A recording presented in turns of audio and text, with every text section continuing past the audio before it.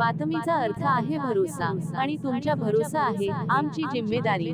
आपण पाहत आहात के साथ जो मामले पेश आ रहे हैं उसकी वजह यही है कि ये तबकात के लोगों की क़ियादतें ऐवानों के अंदर नहीं। आप तमाम लोग जानते हैं कि महाराष्ट्र के जलगांव के अंदर कुछ रोज पहले एक सलमान नामी 20 साल के नौजवान को मॉब लिंचिंग के नाम पे मारा गया। ये आज हमको आपको समझना पड़ेगा। मैं समझता हूं कि जिस तरीके से इस मुल्क के अंदर और इस मुल्क की फिजाओं में, अमन और अमान की फिजाओं में जो नफरत और जहर फैलाने का अगर कोई काम कर रही है तो वो इस मरकजी हुकूमत और ये आरएसएस बजरंग दल वाले हैं। ये बात याद रखो। गुज़िश्ता कुछ साल पहले आपके पड़ोसी बिलोले तालुके के अंदर एक गांव मुतनियाल के अंदर जब कुछ फिरका परस्त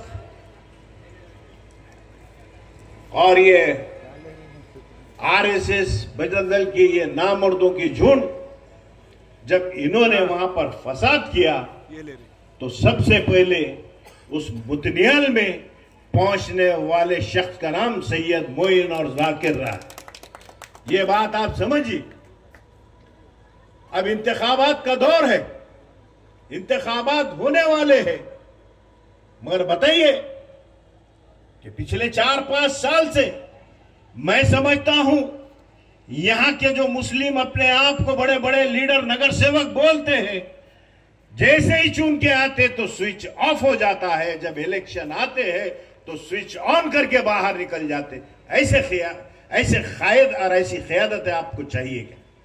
याद रखो बुजुर्गों, नौजवान दोस्तों, मैं बड़े जिम्मेदारी के साथ कह रहा हूं बुजुर्गों कि आपने हर वक्त जब भी इंतखाबात में आप लोगों ने जिसकी भी ताहीद की तो ये नौजवानों ने आपकी बात को सुनकर उस पर लबैक कर उनको कामयाब किया था।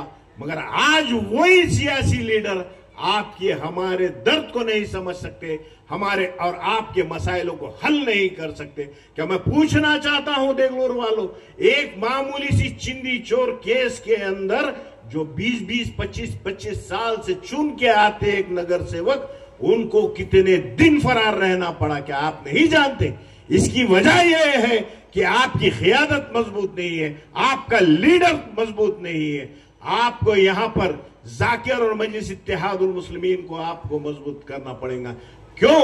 इसलिए जो हालात मुल्क के अंदर चल रहे हैं तो हमारे रियासत के अंदर भी चल रहे हैं। क्या आपने नहीं देखा है कि अहमदनगर में एक फर्जी सेक्युलर पार्टी का ये अजित पवार का आमदार मुसलमानों के ताल्लुक से जहर उगलता है, तो एक वो सिंदूर का वो छोटा रिचार्ज वो ने आज मुसलमानों के ताल्लुक से जहर उगलता है। जब हल्फ और संविधान पे कसम लेकर उठाकर और यहाँ के रियासत महाराष्ट्र के मंत्रिमंडल में काम करता है और जहर उगलता है तो अक़लियतों के खिलाफ, मुसलमानों के खिलाफ। मैंने सुना है कि कल अजित पवार यहां आ रहा है, बहुत से जर खरीद गुलाम जाने की तैयारी में भी है। मगर मेरा सवाल है यहां के मुसलमानों से, क्या आप जाकर कल उसको यह पूछिए कि तेरे जो अहमदनगर का जो आमदार है, जो मुसलमानों के लिए आए दिन जहर उगलता है, पहले तूने उसको पार्टी से बेदखल किया या नहीं किया? ये मेरा सवाल है, आप लोगों ने पूछना चाहिए। दूसरा सवाल यही करना चाहिए कि अजित पवार को पूछिए कि आपकी अहलिया सुनेत्रा ताई पवार जो आरएसएस के ब्रांच में सोशल इंजीनियरिंग की मीटिंग को अटेंड करती है, तो इसकी वजह क्या है? ये क्या करना चाह रहे हैं? आप समझिए बात को, मेरी बात को समझिए। ये वक्ती, ये दिखावे के सेक्युलर है, मगर इनके काम यही भगवादारी, यही आरएसएस, यही बजरंग दल के लोगों के साथ काम करने वाले। अब यहां के मसाइल तो बहुत है, क्या बताइए कि देगलूर के मुसलमानों ने इस हल्का असेंबली के अंदर क्या यहां पर ये आमदार के मरूम वालिद को क्या चुनकर नहीं दिया था? जब उसको चुनकर दिया तो ऐसी क्या वजह हो गई कि वो बीजेपी में चला गया और बीजेपी में जाकर क्या कहता है कि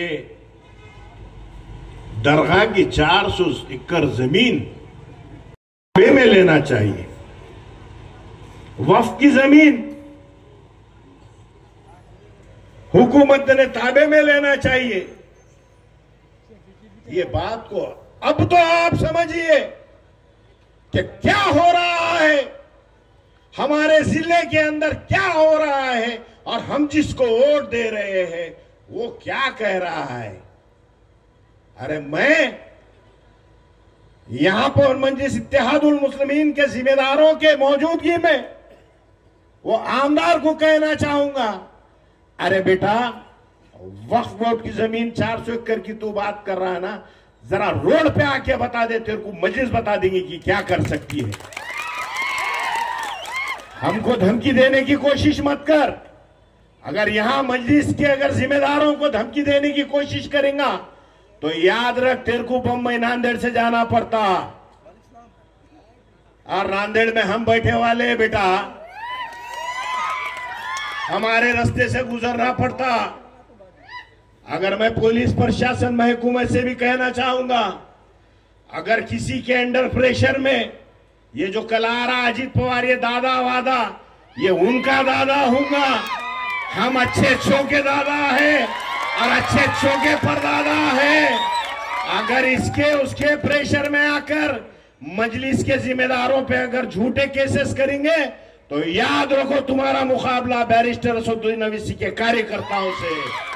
अरे मेरा कायद बैरिस्टर है, कानून हम बहुत ज्यादा जानते हैं, संविधान के दायरे में रहकर बोलते हैं, तो इसका मतलब ये नहीं कि हम खामोश तुम्हारे जुल्म को सहेंगे। याद रख बाबा।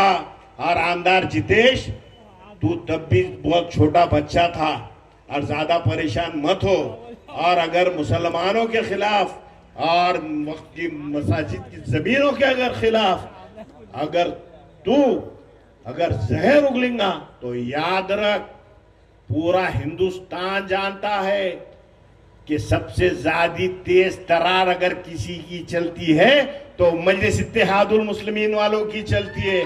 ऐसी तकरीरें करेंगे बेटा, ऐसा सुनाऊंगा कि अगली बारी को जो है ना 2029 से 3.5 साल तेरे बचे वाले हैं। याद रख, अगर तू समझ रहा होगा कि यहां पर तेरी यहां पर मोनोपोली है तो 2029 के असेंबली के इलेक्शन में तुझे तेरी जगह बताने के लिए ये सैयद मोइन साहब, फिरोज लाला, मिर्जा अमजद, ये तमाम टीम आकर तुझे तेरी औकात, तेरी जगह बता के रहेंगी ये वाला। मगर आज तुमको हमको समझना पड़ेगा कि हमको कैसी क़ियादतें होना है। मैं ये इसलिए कह रहा हूं, मोहम्मद जाकिर, डरने की जरूरत नहीं है तुमको, बिल्कुल भिड़ के रहो। मजलिस इत्तेहादुल मुस्लिमीन के तमाम जिम्मेदार तुम्हारे साथ हैं, डरने घबराने की जरूरत नहीं है।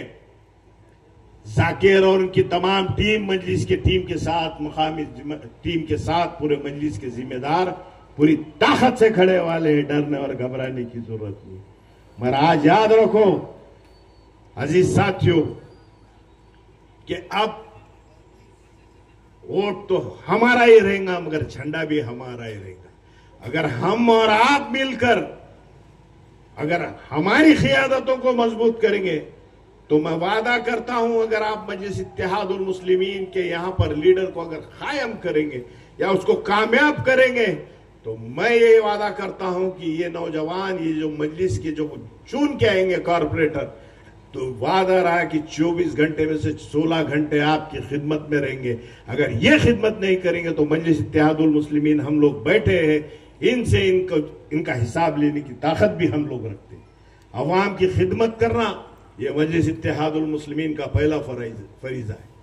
याद रखो बुजुर्गों, नौजवान दोस्तों, साथियों, वक्त की कमी है, मैं आपसे अदबन गुजारिश करता हूं कि मजलिस इत्तेहादुल मुस्लिमीन नांदेड़ के तमाम जिले के जितने भी इंतखाबात हो जाएंगे, चाहे पंचायत समिति हो या जिला परिषद हो या नगर पालिका हो, नगर परिषद पंचायत हो या महानगर पालिका, ये पूरी ताकत के साथ हम लोग लड़ाने वाले हैं।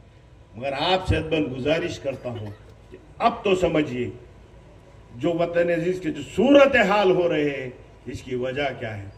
आज आप लोगों ने देखा होगा कि ये लोग मुसलमानों के साथ साथ अब ये कह रहे हैं कि इस मुल्क का संविधान बदल देंगे। मैं आप लोगों को वादा करता हूं, आप मजलिस इत्तेहादुल मुस्लिमीन के उम्मीदवारों को कामयाब करके ऐवान बल्दिया में भेजो, फिर देखेंगे किस मां के जने में दम ये देश का संविधान बदल सकते। ये बात आप समझिए मेरी बात को। ये बड़े तकलीफ की बात कर रहा हूं, मैं अपने दिल से बात कर रहा हूं, मैं समझ रहा हूं, मैं देख कर आपको बोल रहा हूं कि आने वाले दिनों के अंदर जो हालात हो रहे हैं, ये हालात के हम जिम्मेदार नहीं बनेंगे। हम एक अच्छी नई लीडरशिप को कायम करेंगे। बस इन्हीं अल्फाजों के साथ अपनी बात को खत्म करके आप लोगों से रजा लेता हूं। अल्लाह हाफिज।